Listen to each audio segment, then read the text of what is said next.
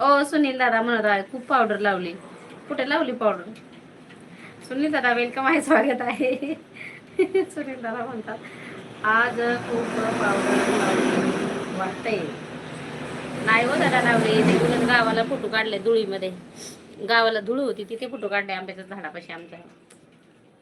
आज लय पावडर लावली म्हणतात. दादा पावडर कशाला लावायचा, पिठच लावायचा डायरेक्ट तोंडाला. सुनील दादा पावडर कशाला लावायचा, पीठच लावायचं डायरेक्ट. फाउंडेशन फाउंडेशन म्हणून गव्हाचं पीठ लावायचं, त्याच्यानंतर काय लावायचं, फाउंडेशन लावून घ्यायचं गव्हाचं पीठ म्हणून. विषय संपला.